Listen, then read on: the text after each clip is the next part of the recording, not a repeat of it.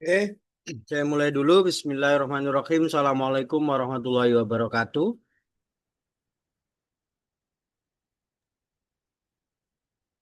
Waalaikumsalam warahmatullahi Waalaikumsalam wabarakatuh. warahmatullahi wabarakatuh. Oke, mohon maaf tadi itu sebenarnya saya mau merespon melakukan perkuliahan pukul 9 gitu ya. Ternyata mau saya kirim linknya ke Pepi itu terkirim ke Mawar ke kakak tingkat kalian.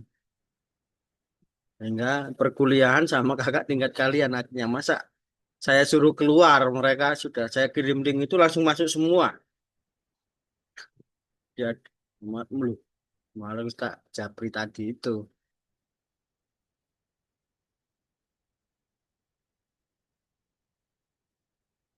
Kalau gini terlebih terlihat jelas kalau di full screen.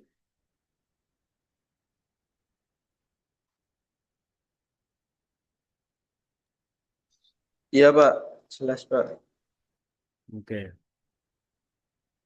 Ahmad bergabung hari ini. Bagaimana perkembangan Mas Ahmad?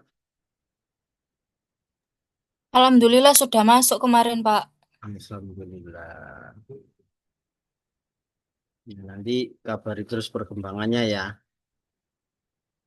Nggih. Oke, jadi kita mulai dulu kita masuk di Sastra Indonesia 1966 hingga 1990-an. Ini fase yang cukup panjang. Ada juga periodisasi yang mengatakan bahwa ada era tahun 70-an gitu ya. Tapi tidak banyak perubahan signifikan ketika melihat ciri-ciri yang ada di periode-periode antara 60 dan 70 itu. Jadi mirip-mirip. Karena apa? Karena periode pasca 1965 hingga Orde Baru ini aura-aura tematiknya itu sama ya. Ditandai kontrol politik namun tetap ada kreativitas sastranya. Jadi pola-polanya tidak banyak berubah gitu ya. Relatif sama. Nah, untuk cirinya ya karena saat itu memang kuat ya era-era Orde Baru, era Orde Lama gitu ya. Itu kan kuat dia era perpolitikannya. Kalau Orde Lama itu mungkin karena kita baru merdeka ya, tahun 1945 itu nuansanya masih nuansa-nuansa bawaan-bawaan kolonial gitu ya.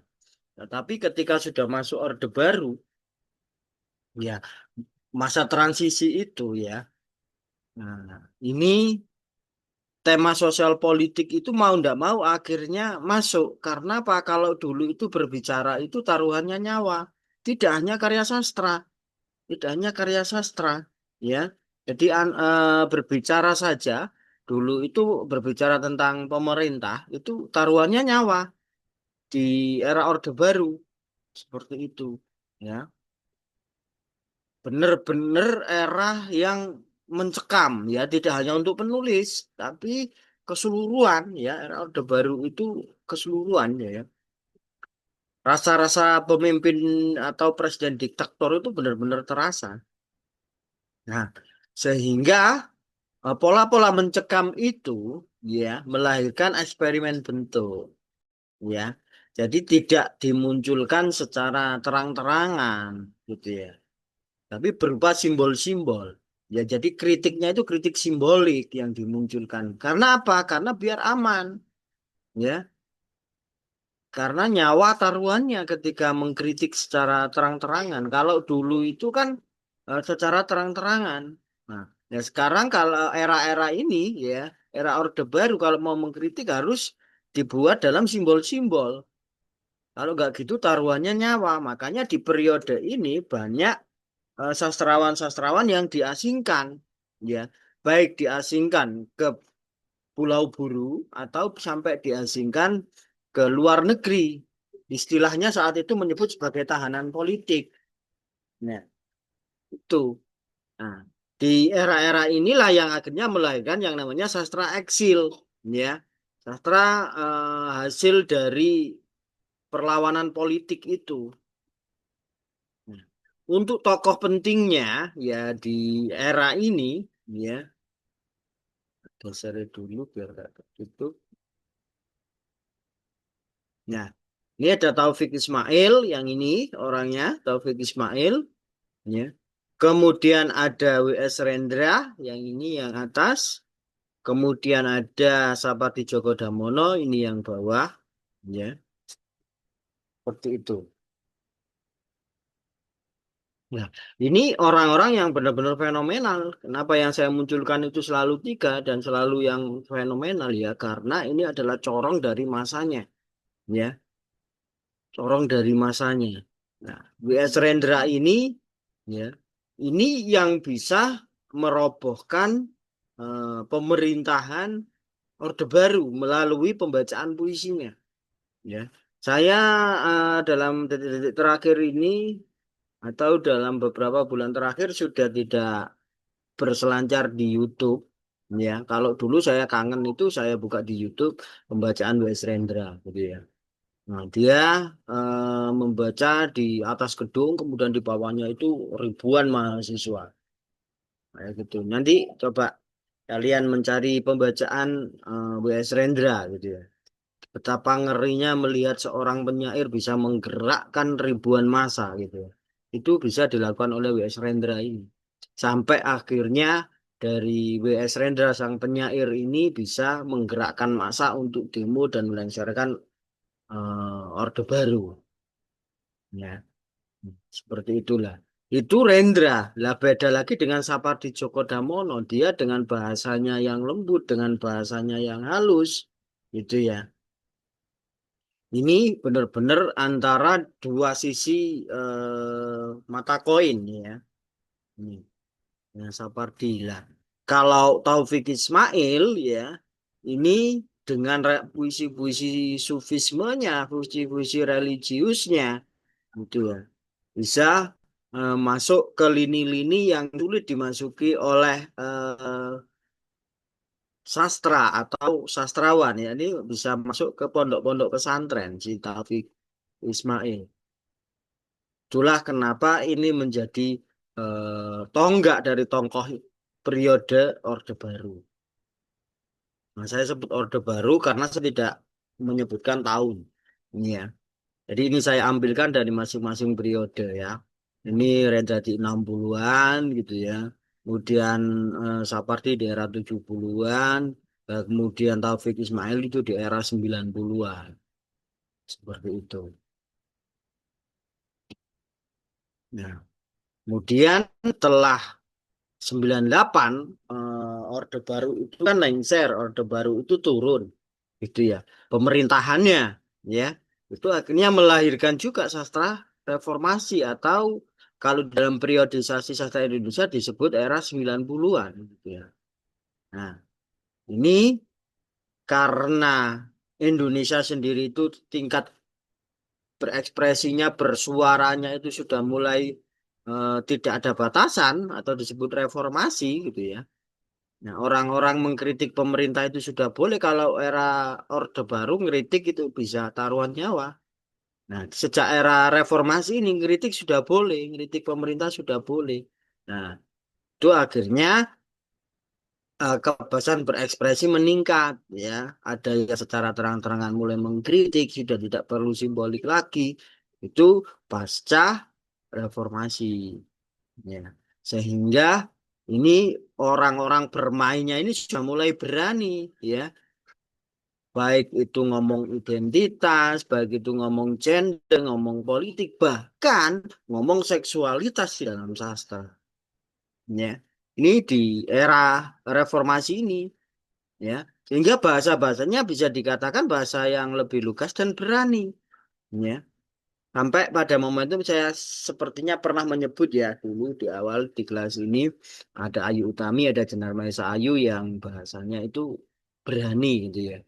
Jangan bilang saya monyet ya di situ tidak seperti cerita-cerita pada umumnya. Di situ bahkan ada seksualitas yang diumbar di sana. Nah, banyak menuai konflik ketika kali pertama muncul. Akhirnya jawabannya Jenar sama Ayu Utami itu begini. Loh, kita ini hidup di Jakarta.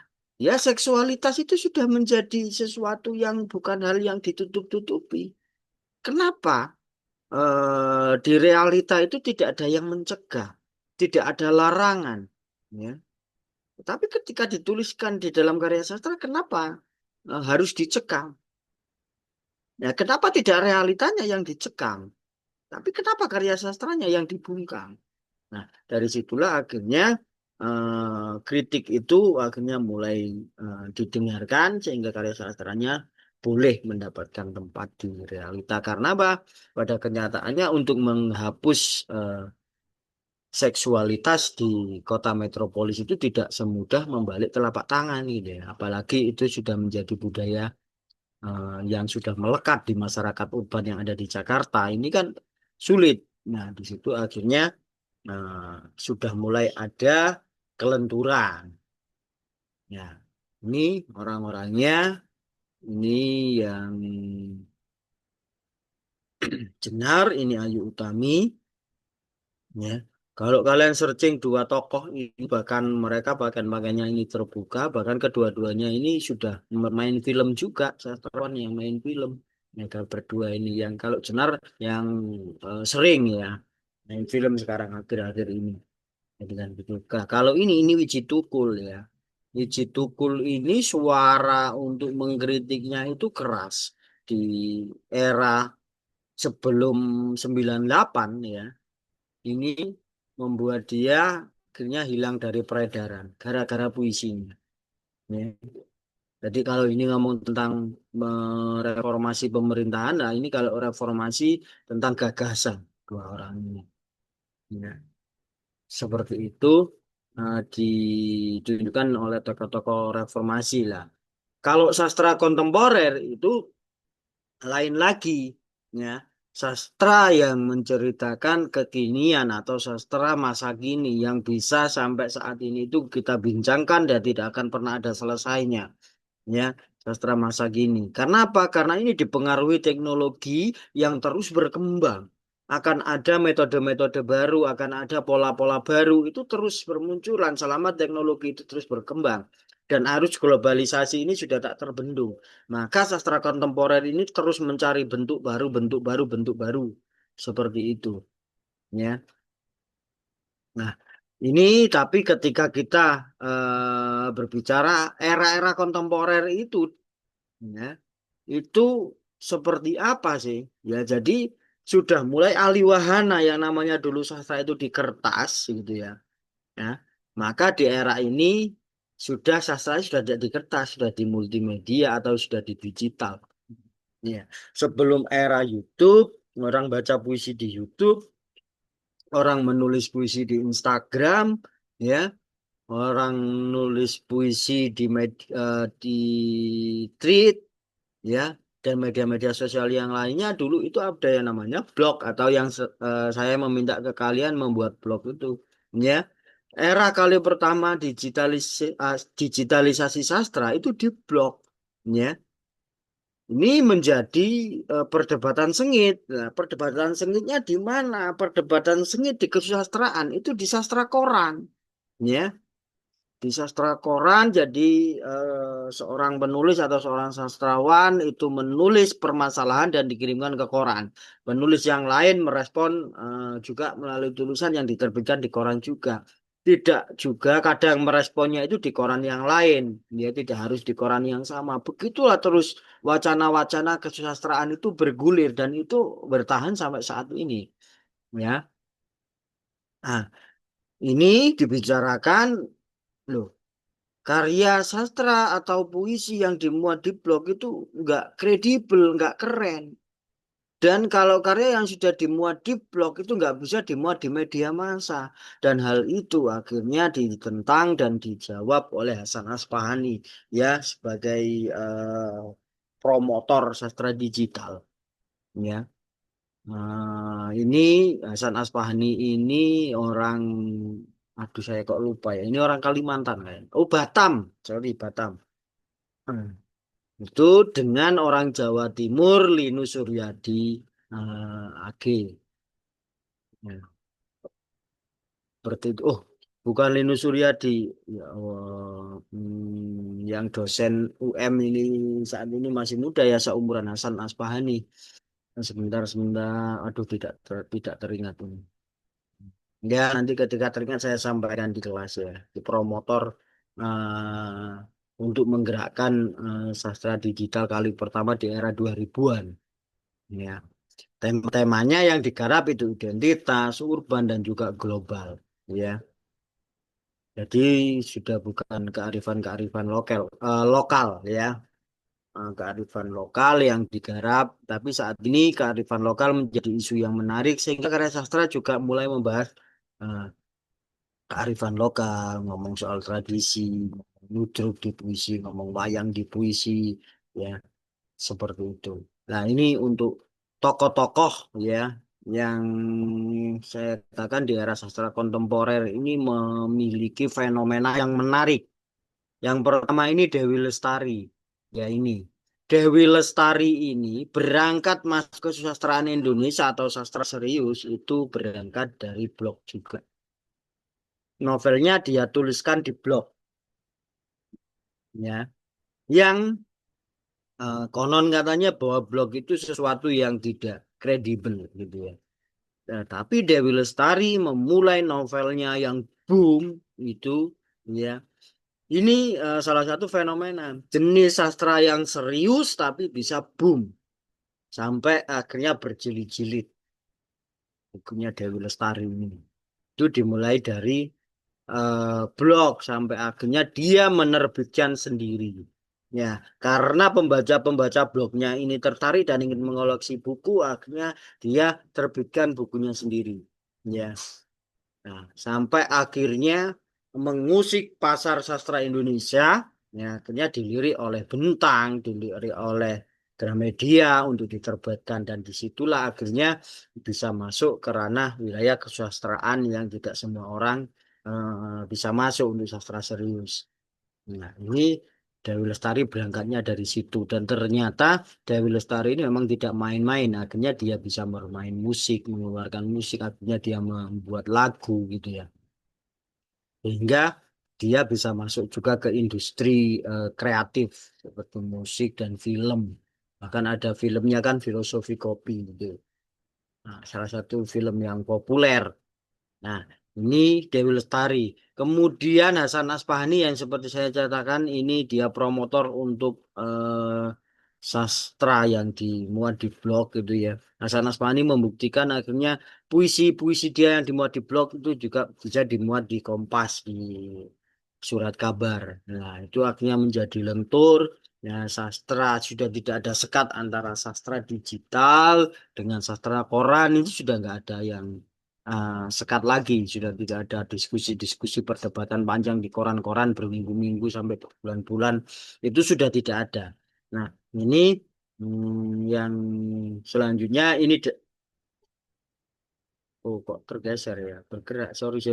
Nah, ini terakhir ini Dadang Ari Murtono. Lah, Dadang Ari Murtono ini salah satu sastrawan yang fenomenal. Mengapa? Karena belum ada sejak era 20-an hingga kontemporer di 2010 itu belum ada sastrawan yang bisa dimuat koran nasional sehari itu ada 4 koran nasional.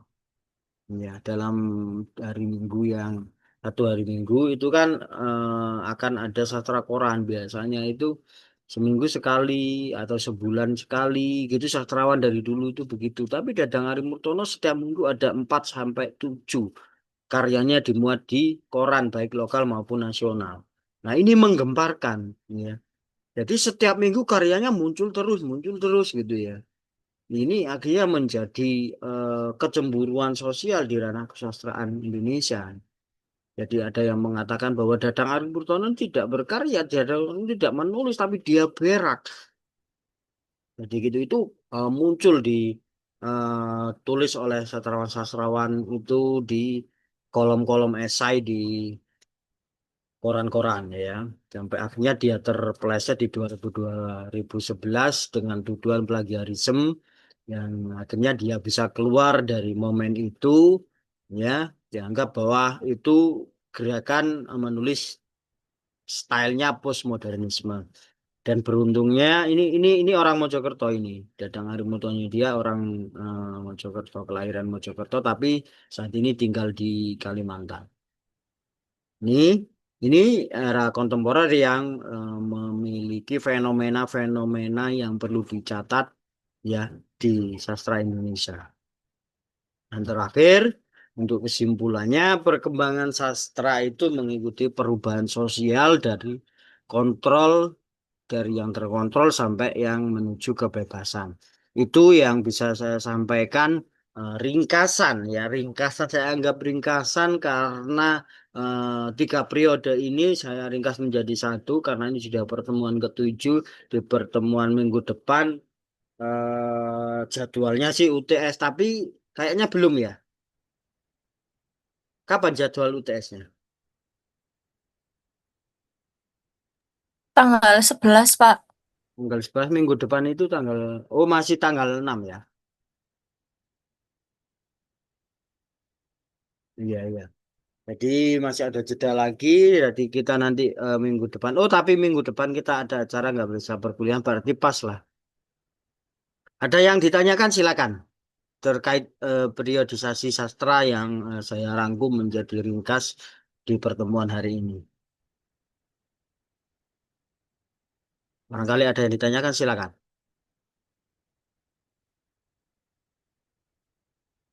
Ada? Atau belum ada? Silakan. Barangkali. Iya, tidak ada? Cukup?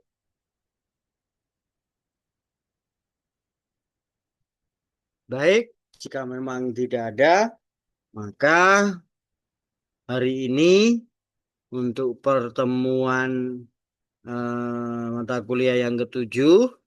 Selanjutnya kita persiapan untuk menuju ke UTS. Ya, seperti di kontrak kuliah, UTS-nya nanti kita bisa UTS seperti pada pertemuan-pertemuan atau semester kemarin, karena ini masih semester 2. Baru nanti di UAS kita ke produk. Seperti itu, cukup sekian dari saya. Saya akhiri wassalamualaikum warahmatullahi wabarakatuh. Waalaikumsalam warahmatullahi wabarakatuh. Waalaikumsalam warahmatullahi wabarakatuh.